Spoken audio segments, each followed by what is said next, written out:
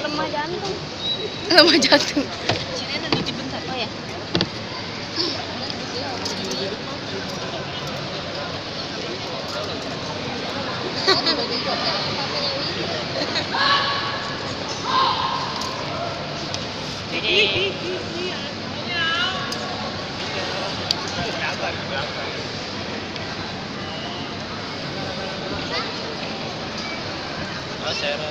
Halo.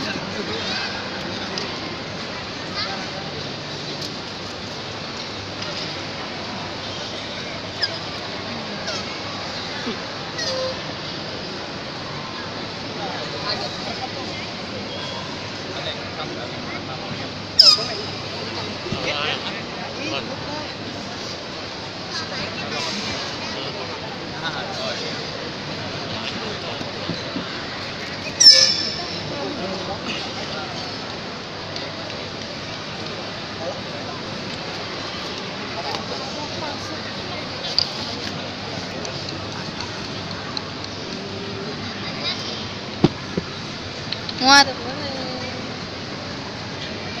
Tapi muat. Berani berapa?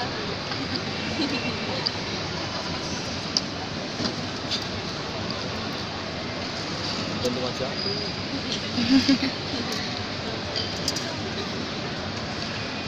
Hoki. Cici. Udah kurus sekarang. Berhentinya.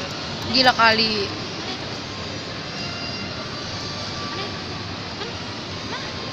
Oh itu dulu. Nggak kelihatan. Tengok ke.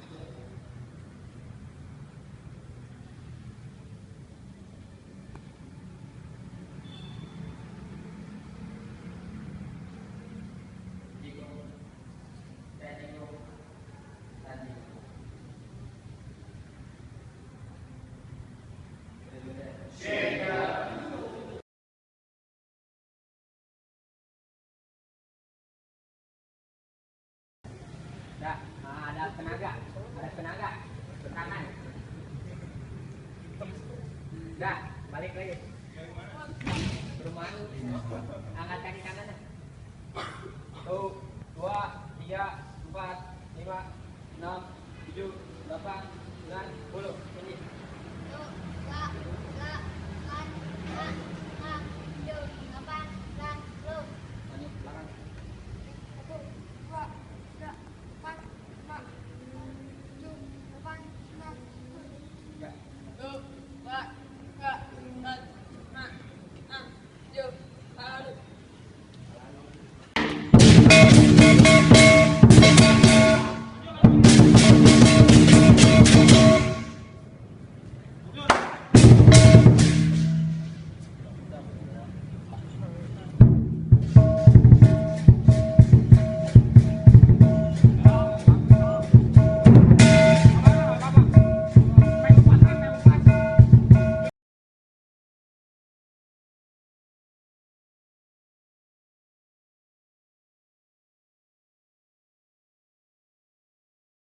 Selamat malam Kok. Ya, selamat malam. Kami dari Universitas Budi Dharma ingin mewawancarai Koko soal sejarah barongsai dan sejarah dari tempat ini.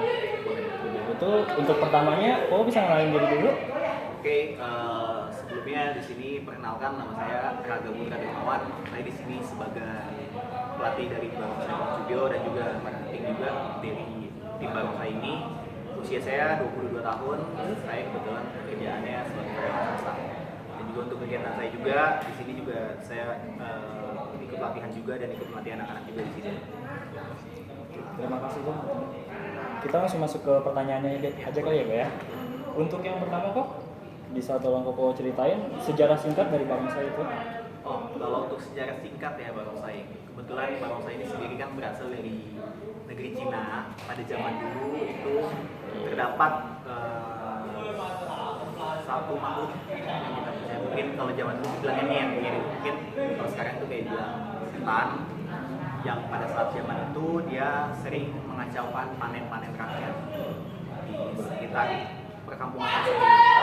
Jadi para warga gelisah bagaimana cara mengusir makhluk seperti itu, dan muncullah ide seperti warga membentuk sebuah tarian seperti tariannya dulu pada zaman itu, mungkin pada pakai apa ya, semacam kayak kardus mungkin dibikin atau dibikin semacam bentuk singa dan memukul gendang tambur sekeras-kerasnya untuk mengusir makhluk jahat tersebut.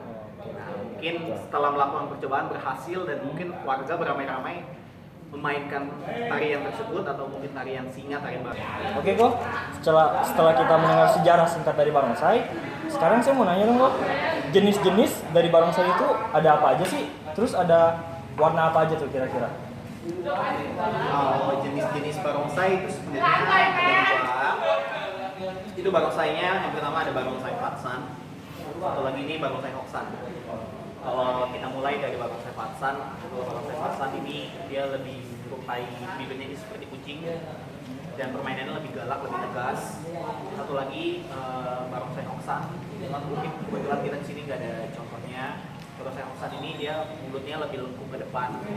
Kalau kita bilang seperti barongsai bebek. Nah, jadi kalau sejarahnya memang awal kali pertama itu barongsai Patsan. Kedua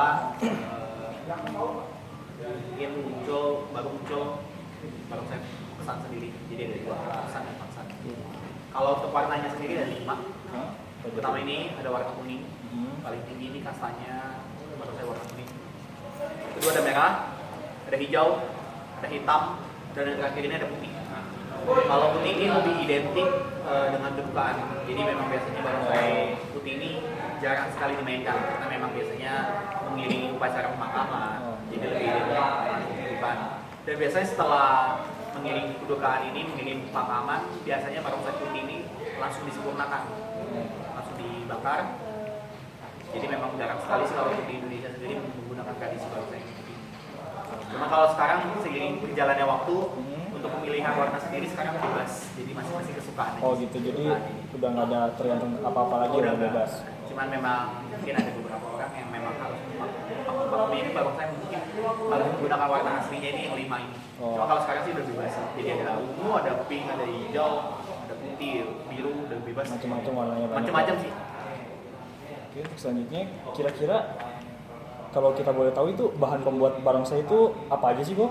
Terus perawatannya itu kayak gimana tuh kira-kira? Oke, kalau dari bahan baku pembuatan barongsai sendiri mungkin dia terbuat dari bambu rotan, di dalamnya terbuat dari rotan, terus dilapisi kertas. Nah, dia ada dilukis juga menggunakan cat. Terus dia juga di sini untuk bulu-bulunya ini dia menggunakan bulu domba. Bulu hewan. Mungkin kebanyakan sekarang tuh kalau untuk dombanya ini kebanyakan tebal sekali, karena kan mungkin bulunya lebih tebal.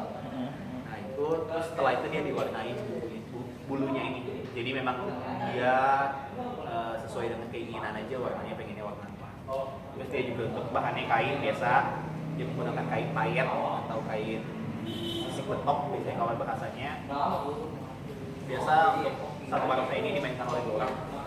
Dia menggunakan celana dan sepatu barongsai, jadi lebih mirip seperti singa sih. Kalau barongsai ini kan lion dance, singa, tarian singa. Terus untuk ada perawatan khususnya gitu? Kalau untuk perawatan sih biasanya setelah selesai main atau setelah selesai latihan kita buka jubahnya. Jubahnya ini yang badannya dia dibuka, dijemur, celananya kita jemur. Itu sih untuk menghindari bau yang tidak diinginkan karena kan bau kering biasanya. Kalau untuk bulunya sendiri sih pakai sisir. Dia menggunakan sisir anjing biasanya. Oh gitu ya. Disisir bulunya biar dia lebih bagusnya, lebih halus, nggak mengempal. Oke. Setelah kita mendengar soal barongsai, sekarang kita mau nanya dong kok sejarah tentang perkumpulan Kongjubyo ini sendiri itu. Kalau untuk sejarah perkumpulan Kongjubyo, oke, kalau untuk sejarah sendiri kita pertama kali berdiri pada bulan Oktober tahun 1974. Jadi memang cukup lama sekali barongsai ini sempat vakum ini dari tahun 2000 sampai 2006. Jadi itu sekitar 4 tahun di vakum, nggak ada kegiatan sama sekali barongsainya.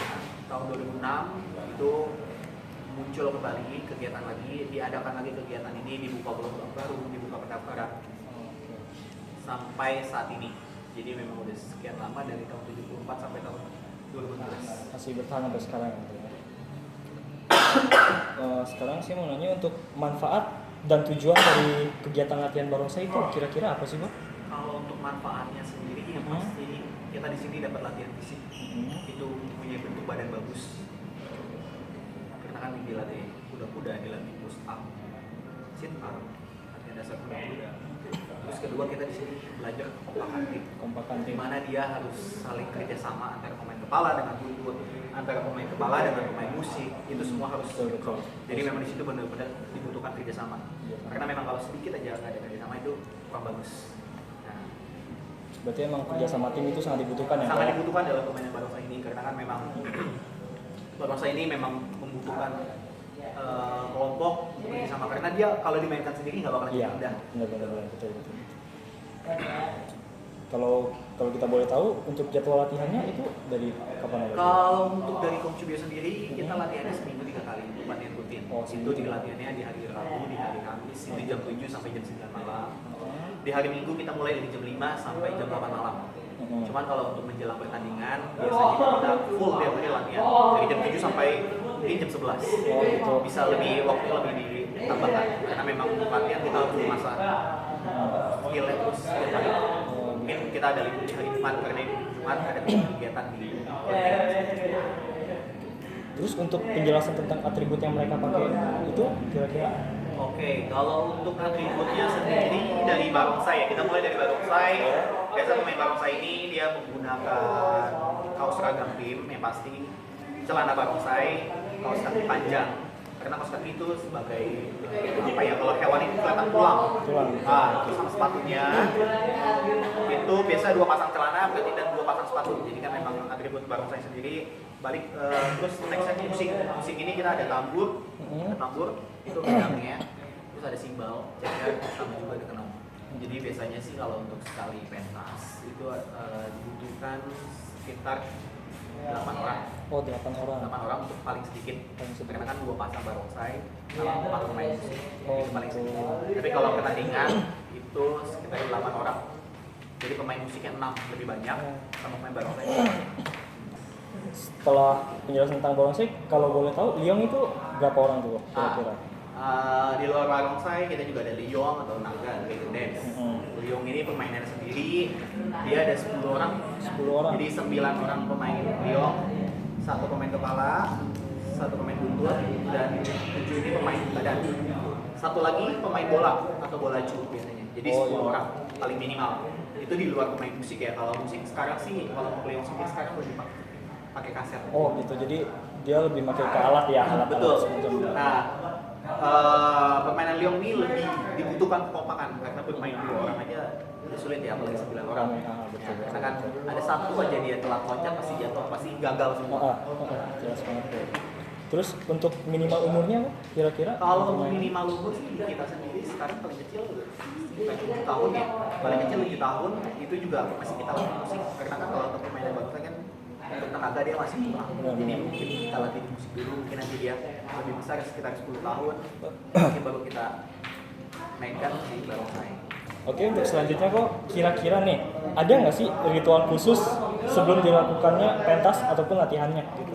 Kalau untuk ritual khusus sih, kita sih nggak ada sebenarnya. Paling lebih ke arah izin ya. Jadi biasanya tiap-tiap kelenteng itu dia punya tempat sembahyang. Biasanya ada tuan rumahnya. Mungkin kalau kebetulan di studio ini dia ada tuan rumahnya, Abi Pongco, juga Kentikong, ada Pongco, Watong, dan juga Jackson. Jadi biasanya sebelum latihan ataupun sebelum pentas, anak-anak kumpul itu biasanya kita lakukan pai. Kita berdoa dulu sebelum pentas atau sebelum latihan itu memohon izin agar semuanya dilancarkan. Jadi memang ya semoga tidak terjadi hal-hal yang tidak diinginkan seperti kecelakaan, terjatuh dalam permainan. Jadi ya lebih ke arah izin ya. Dan setelah itu juga kita wajib untuk ngapain lagi. Jadi perginya kita ngapain, pulang kita ngapain. Jadi kalau untuk ritual sendiri sih ya mungkin ini aja sih mungkin lebih ke arah ke pribadinya daripada ke bangsa. Kalau bangsa sendiri sih memang kalau kita sembayangnya mungkin hanya tiap say ini barongsai baru datang itu ngepai biasanya. Untuk barongsai baru ya. Oh gitu. Oke.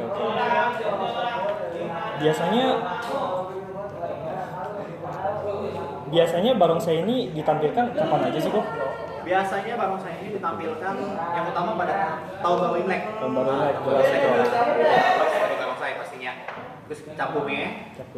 Dan juga sekarang kan kita sering mengikuti pertandingan dari kelas lokal, kelas nasional sampai kelas internasional. Dan juga ada juga biasanya dilakukan pada saat pembukaan toko atau pembukaan tempat usaha baru. Biasanya ada menggunakan barongsai karena kan kita percaya barongsai sebagai mendatangkan rezeki sama menghilangkan aura-aura negatif. Jadi mengurangi menyingkirkan aura-aura negatif di sekitar. Oh gitu. Jadi salah satu. Lalu ada juga pernikahan, ada juga acara ulang tahun, sampai kita ada juga foto wedding. Sekarang udah wedding sudah modern, udah pakai barongsai. Barongsai sekarang. Sampai syuting film. Yang terakhir mungkin pentas seni, biasanya pentas seni. Mungkin pentas seni sekolah, kampus, atau lembaga-lembaga lainnya. Pakai barongsai. Biasa sekarang gitu. Karena memang barongsai sendiri sekarang udah bukan hanya khusus Imlek. Jadi barongsai sendiri udah jadi olahraga juga. Gitu. Oke, untuk selanjutnya di perkumpulan Kongcubio ini kan tadi saya dengar katanya Koko memainkan barongsai ini di turnamen nasional ataupun internasional. Nah, kira-kira prestasi apa aja nih yang udah diraih? Prestasi yang diraih untuk yang prestasi yang terakhir kali kita ikutin ini pertandingan PON. PON ini kita mewakili Provinsi Banten. Kebetulan kita di sana mengikuti pertandingannya dan mungkin memang ada satu kejadian, satu dan lain hal itu yang sempat sih mungkin kita gagal meraih prestasi di juara 1.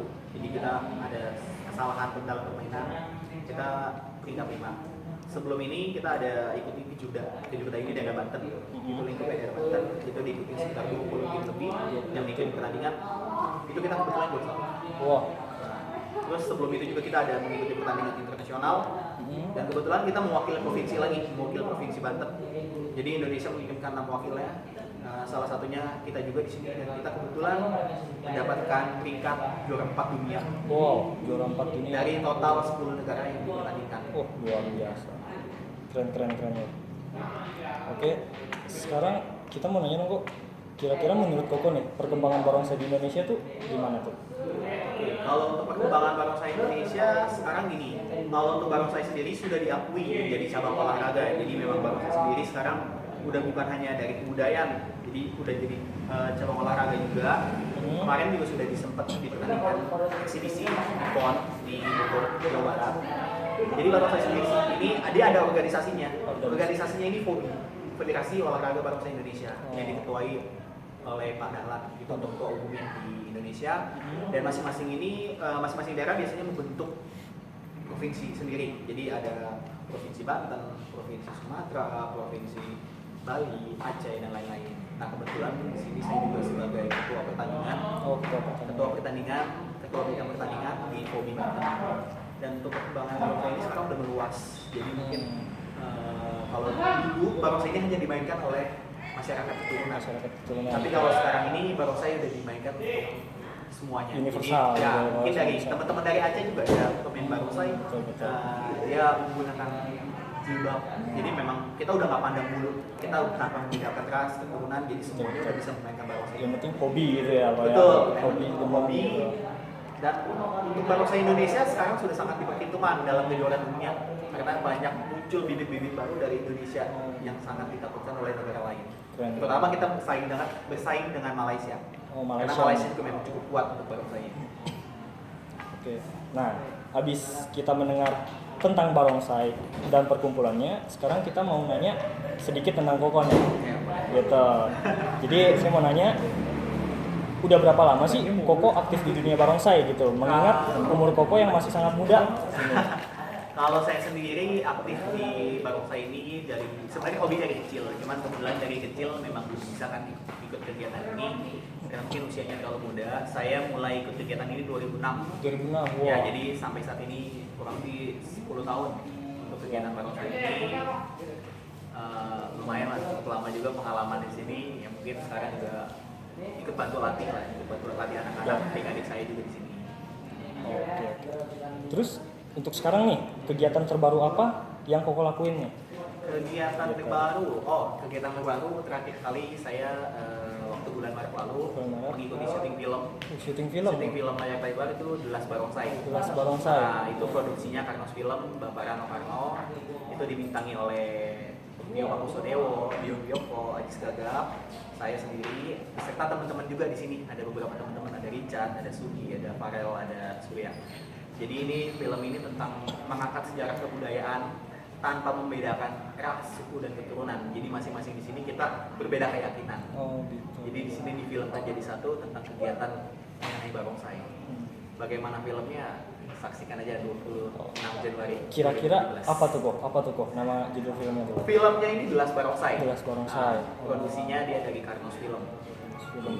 Jadi untuk filmnya ini kita juga masih nunggu nih. Woi. Ya, nunggu tayang juga tanggal 26 Januari. Jangan lupa ya. 26 Januari Kok. Oke, Catat, siap Kok. nanti Siap. nanti. Kita nanti bawa anggota.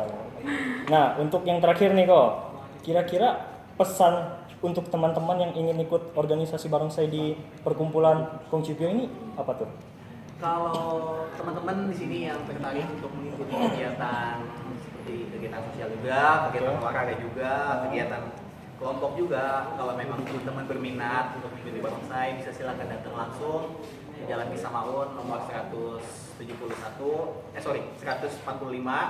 Nanti bisa langsung datang ke studio, bisa bertemu dengan saya atau mungkin dengan teman-teman saya. Mungkin kalau yang berminat ikut latihan, jadi nggak usah sungkan, nggak usah malu. Kalau memang mau ikut latihan, bisa aja langsung datang atau mungkin bisa langsung kunjungi website kami di www.kzmliondance.com. Nah itu bisa datang aja langsung tanpa memungut biaya sedikit. Tanpa memungut biaya. Betul, kita gratis latihannya semua, nggak ada bayar. Jadi memang teman-teman kalau yang mau ikut latihan datang aja. Nanti Datang bagaimana aja. pengen tahu lebih detailnya kita bisa jelasin. Mudah kan Kok ya untuk masuknya itu mudah kan? Kalau untuk masuknya mudah, cuman mungkin syaratnya keinginan aja. Oh, gitu ya. Keinginan sama loyalitas setia. Karena memang di sini kan banyak banget perkumpulan. Jadi kita juga nggak pengen kita latih dia untuk mengajari kemana-mana. Jadi kita pengen benar-benar loyalitas itu dibutuhkan di sini. Oh, gitu. Ya, kalau memang dirinya memang dari awalnya udah nggak yakin, mohon maaf kita nggak bisa terima seperti itu. Yang penting ada tekadnya gitu Betul, ya. tekadnya dan kemauan. keinginannya dia untuk bisa latihan. Jadi dari mulai dari mana dulu nih Kak? Barongsai nih. Kalau barongsai kita total ada berapa ya? 9 yang masih ini 10 ada 10. Cuma ada beberapa juga kita yang buatan dari lokal, ada juga yang buatan luar negeri. Ini salah satu yang buatan Malaysia yang pink ini buat kita persiapan Imlek. Ini baru kita beli. Oh ini baru kok. Satunya 11 juta. Baru kepalanya aja tuh. Itu set sama badan sama celana. Kalau lokal punya tuh 5 jutaan sih. Oh, Jauh jauh. banget sekarang, jauh banget. Nah ini Samsi. Samsi ini kemungkinan sekitar umurnya 80 tahunan. Yang 8. Yang paling tua yang hitam ini. Ya. Dia punya, kalau barongsai ini bulu domba. Bulu domba. Ada bulu domba, ada bulu sintetis. Cuman yang bagusnya bulu domba. Jadi dia lebih ini. Ini kan diwarnain kalau ini. Kalau dia pakai serat nanas.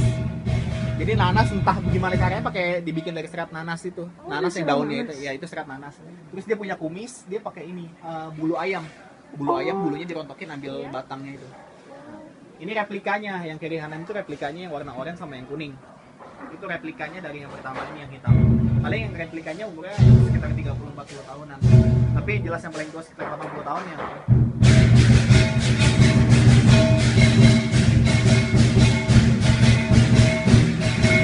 Nah, kalau liong ada dua. Ini liong tradisional. Kalau kita bahasanya sekarang sih liong benteng.